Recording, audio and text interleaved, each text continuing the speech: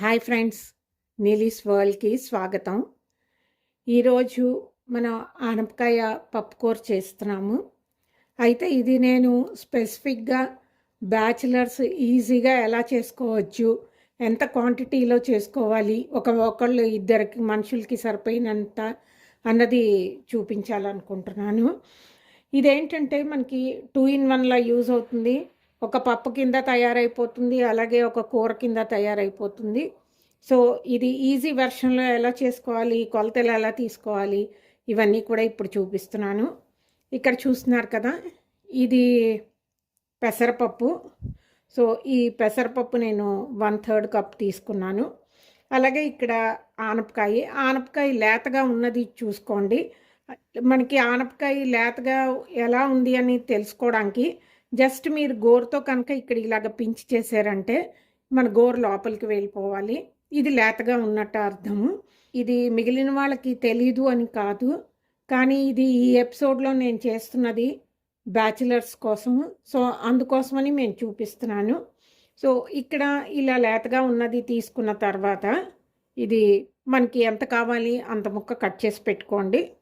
ఇక్కడైతే నేను ఒక ముక్క కట్ చేసి పెట్టాను. ఈ పెసరపప్పు ఉంది కదా, దీన్ని ఒకసారి బాగా కడుక్కోవాలి మనము. సో ఏదైనా ఒక కడాయి తీసుకోండి, అందులో ఈ 1/3 కప్పు పెసరపప్పు వేసుకోండి. ఇప్పుడు దీంట్లో వాటర్ వేసి మనం ఒక 2 to 3 టైమ్స్ దీన్ని బాగా కడగాలి. ఇలా కడిగినప్పుడు ఏంటవుతుందంటే దీంట్లో ఉన్న ఈ పాలిషింగ్ చేసినప్పుడు వేసిన ఈ కెమికల్స్ ఇలాంటివన్నీ కూడా పోతాయి. సో ఒక 2-3 సార్లు బాగా కడగండి. చూసారు కదా, ఇలాగా వాటర్ ఇలా వచ్చింది. సో దీన్ని వంపేద్దాము. మళ్ళీ ఇంకొకసారి నీళ్లు పోసి మళ్ళీ కడుగుదాము. వీడియో లెంతీగా ఉంది అని అనుకోకండి, ఎందుకంటే నేను ప్రతి స్టెప్ క్లియర్గా అర్థం అవ్వడం కోసం అన్నట్టుగా నేను మీకు చూపిస్తున్నాను. సో ఎక్కడ స్కిప్ చేయకుండా చూడండి. అలాగే ఈ వీడియో కనుక మీకు నచ్చితే దీనికి ఒక లైక్ చేయండి, అలాగే షేర్ చేయండి, నా ఛానల్ని సబ్స్క్రైబ్ చేసుకోండి.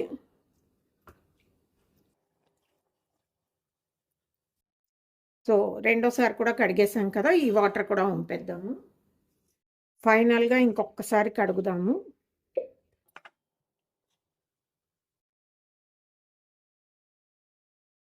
సో ఇక్కడ చూస్తున్నారు కదా, మన వాటర్ ఆల్మోస్ట్ ప్లెయిన్గా వచ్చేసింది.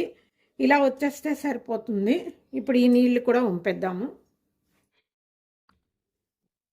ఇప్పుడు ఈ పప్పు ములిగి అంతా వాటర్ని మనం ఇందులో వేద్దాము. చూస్తున్నారు కదా, ఇది మీకు కొలలో తెలియాలి అంటే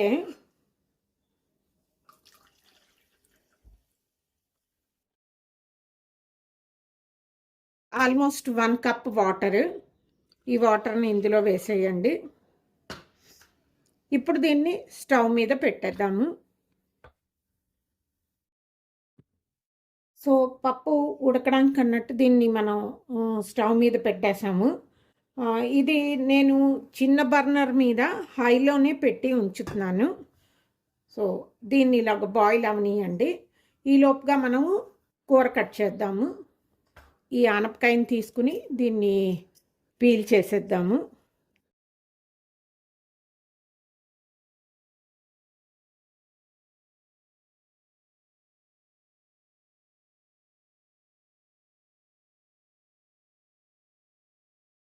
సో ఆనపకాయని పీల్ చేసేసాం కదా, ఇప్పుడు దీన్ని ఒకసారి కడిగేసి తెద్దాము. సో ఆనపకాయని కడిగేసాం కదా, ఇప్పుడు సెంటర్కి ఇలా కట్ చేసుకోండి. ఇలా చేసిన తర్వాత దీన్ని మళ్ళీ ఇంకొకసారి సెంటర్కి చేయండి.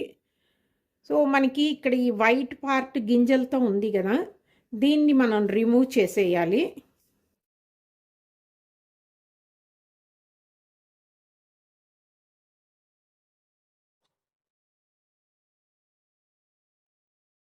ఇది సెంటర్కి కట్ చేసి ఇలాగ తీసినప్పుడు మనకి ఈజీగా వచ్చేస్తుంది.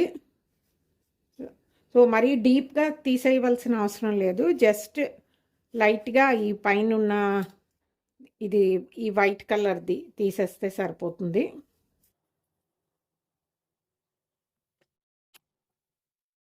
సో ఇప్పుడు వీటిని మనము మళ్ళా ఒకసారి సెంటర్కి కట్ చేసుకుని ఈ సైజు ముక్కల కింద కట్ చేసుకోవాల్సి ఉంటుంది.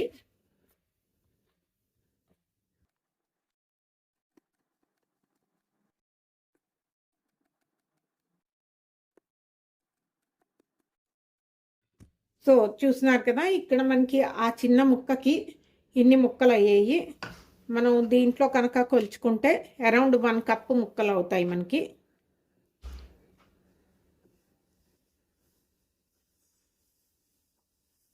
సో ఎగ్జాక్ట్గా మనకి 1 కప్పు ముక్కలు అయ్యాయి.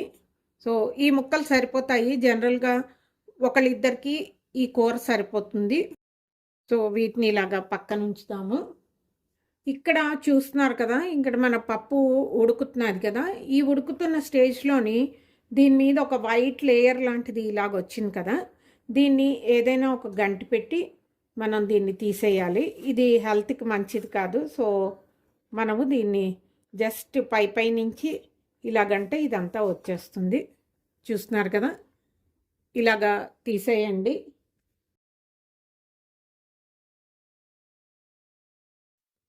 ఆ తీసినప్పుడు పప్పు వచ్చేయకుండా చూసుకోండి, సరిపోతుంది. ఇప్పుడు ఇందులో మనము ఈ ఆనపకాయ ముక్కలు ఉన్నాయి కదా, వీటిని వేసేద్దాము. వేసిన తర్వాత జస్ట్ ఒక 1/3 కప్ వాటర్ని మళ్ళీ ఇందులో వేయండి. అప్పుడు మీకు ఈ ఆనపకాయలు అన్నవి ప్రాపర్గా కుక్ అవుతాయి. అలాగే ఇందులో ఇప్పుడు కొద్దిగా పసుపు, ఇంకా 1/2 టీ స్పూను సాల్ట్ ఎక్కువ వేసుకోకండి, ఎందుకంటే పెసరపప్పు కదా, సాల్ట్ చాలా ఎక్కువ అయిపోతుంది. అందుకని జస్ట్ మనకి కావలసినంత మాత్రం వేసుకుంటే సరిపోతుంది. ఒక 1/2 టీ స్పూన్ వేస్తే సరిపోతుంది. ఒకవేళ ఇన్ కేసు మీరు తిన్నప్పుడు కొద్దిగా తగ్గింది అనుకుంటే కొంచెం కలుపుకుంటే సరిపోతుంది. ఇలాగ ఒకసారి కలిపేసి దీని మీద ఒక లిడ్ పెట్టి దీన్ని కుక్ అవనిద్దాము. ఇప్పుడు మనకి ఈ కూరలో పోపు కోసమని ఒక పచ్చిమిరపకాయ, అలాగే కొద్దిగా కరివేపాకు, వీటిని ముందు బాగా కడుక్కోవాలి. వీటిని బాగా కడిగి ఇలాగా ఒక ప్లేట్లో పెట్టుకోండి.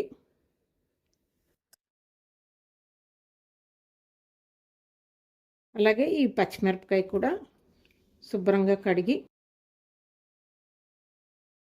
వీటిని చిన్న చిన్న ముక్కల కింద కట్ చేసుకోండి.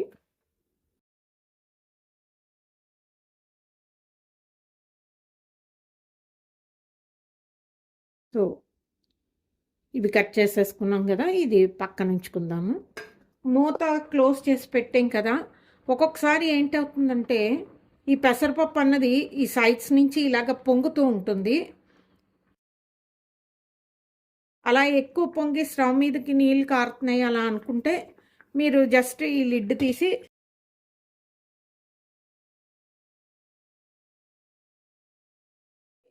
ఒకసారి మళ్ళీ కలిపి దీని మీద క్లోజ్ చేసేయాలి.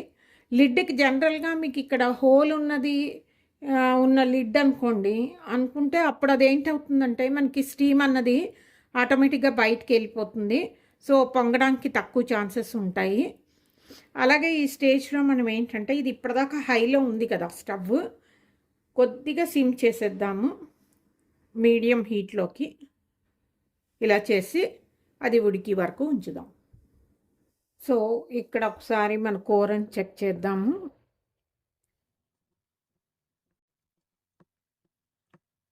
ఆనపకాయని ఒకసారి చెక్ చేద్దాము. కొద్దిగా ఒక 80% కుక్ అయిపోయింది, ఇంకొక 20% కుక్ అవ్వాలి. అలాగే పెసరపప్పు కూడాను. అయితే ఇందులో మనకి వాటర్ ఉంది కాబట్టి ఈ వాటర్ సరిపోతుంది. దీన్ని ఇప్పుడు కంప్లీట్గా మనం స్టవ్ని సిమ్లో చేసేసి దీని మీద మూత పెట్టి ఈ వాటర్ అంతా ఇవాపరేట్ అయిపోయే వరకు మనం దీన్ని కుక్ చేద్దాము. లిడ్ క్లోజ్ చేసేయండి. కంప్లీట్గా సిమ్లో ఉంచుకోండి. మధ్య మధ్యలోని చెక్ చేసుకుంటూ ఉండండి వాటర్ ఉందా లేదా అని. లేకపోతే మీకు పప్పు కదా అడుగు అంటిపోతుంది. సో మధ్య మధ్యలో ఒక 1 or 2 మినిట్స్కి ఒకసారి చెక్ చేస్తూ ఉండండి.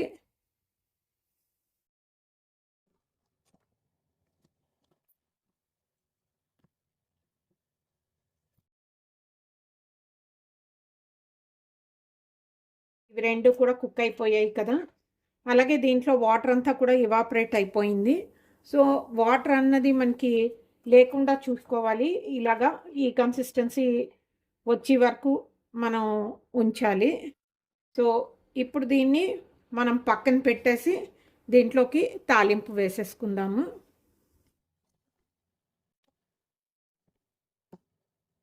స్టవ్ని సిమ్లోనే ఉంచుకొని ఒక చిన్న కడాయి దీని మీద పెట్టుకోండి. జస్ట్ మనకి పోపు కోసమే కాబట్టి చిన్న కడాయి అయితే సరిపోతుంది. ఇప్పుడు దీంట్లో ఆయిల్ ఎంత వేయాలి అన్నది చూద్దాము.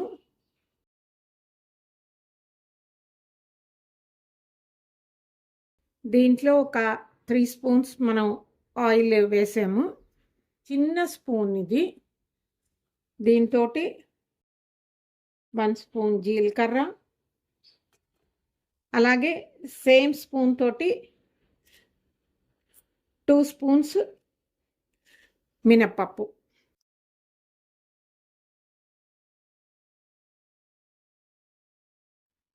ఇవి కొద్దిగా మనం వేగనివ్వాలి. సో కొంచెం ఇలా కలుపుతూ ఉండండి. ఒకవేళ మీకు హ్యాండిల్ లేని కడాయి అయితే చిన్న స్పూన్ తోటైనా కలుపుతూ ఉండండి.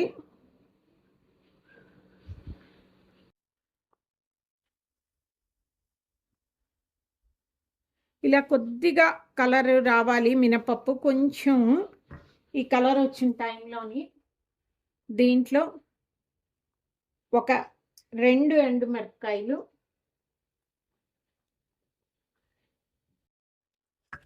కొద్దిగా ఈ స్పూన్ తోటి ఒక స్పూన్ ఇంగువ, పచ్చిమిర్చి, ఇంకా కరివేపాకు. జస్ట్ ఒకసారి ఇలా కలపండి. చూసుకోండి ఈ స్టేజ్లో మనకి ఏంటవుతుందంటే ఒక్కొక్కసారి ఈ ఫ్లేమ్ అన్నది దీంట్లోకి వచ్చేస్తుంది. మనకి తడే మాత్రం ఉన్నాను. అందుకని మీరు వేసినప్పుడు ఈ పచ్చిమిరపకాయలు ఇంకా ఈ కరివేపాకు వేసినప్పుడు ఏం చేస్తారంటే కొద్దిగా హైట్లో ఇది పెట్టి అప్పుడు ఇందులో వేయండి.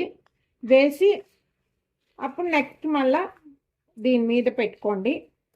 జస్ట్ ఒక 10 సెకండ్స్ వేగితే సరిపోతుంది. ఇప్పుడు దీన్ని మన ఈ పప్పు ఉన్నది కదా ఈ కూర ఇందులో వేసేద్దాము.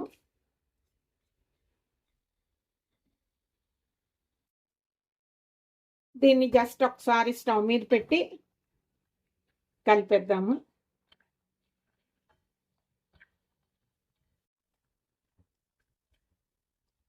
ఈ ప్రాసెస్ అంతా కూడా మీరు కేవలం సిమ్లో పెట్టి మాత్రమే చేసుకోండి. పోపు అంతా కూడా ఇందులో బాగా కలిసిపోయింది కదా. ఇంకా స్టవ్ ఆఫ్ చేసేయచ్చు.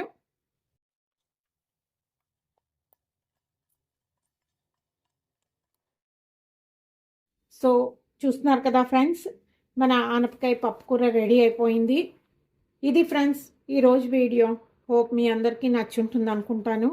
నచ్చితే కనుక నా వీడియోని లైక్ చేయండి, అలాగే షేర్ చేయండి, నా ఛానల్ని సబ్స్క్రైబ్ చేసుకోండి. మళ్ళీ ఇంకో వీడియోతోటి మీ ముందు ఉంటాను. అంతవరకు సెలవు. నమస్తే.